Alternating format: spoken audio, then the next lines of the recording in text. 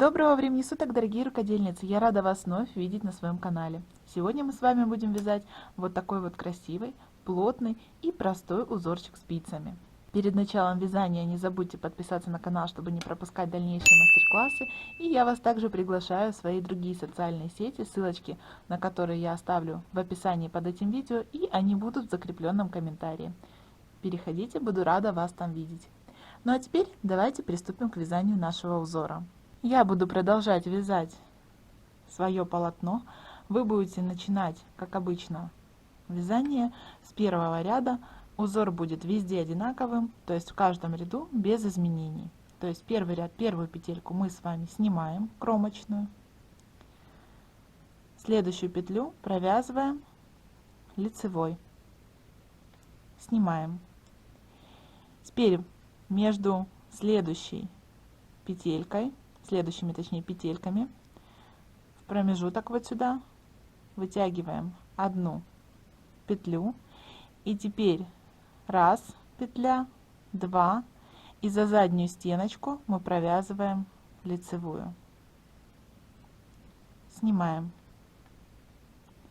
И дальше повторяем. Между двух петелек заводим спицу, вытаскиваем ниточку, раз петелька, два петелька, за заднюю стеночку вытаскиваем ниточку и снимаем. Повторяем вязание. Вытаскиваем ниточку между петельками, раз петля, два петля, провязываем лицевую за заднюю стенку. Вновь между двумя ниточками вытаскиваем петлю, 2 петельки, за заднюю стеночку провязываем лицевой. И вот таким образом мы с вами вяжем до конца ряда. Вновь между двумя ниточками вытаскиваем петлю и 2 петельки провязываем лицевой за заднюю стеночку.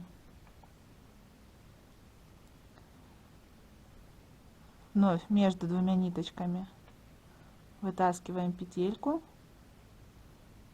2 петли, за заднюю стеночку провязываем лицевой. Вяжем так до конца ряда.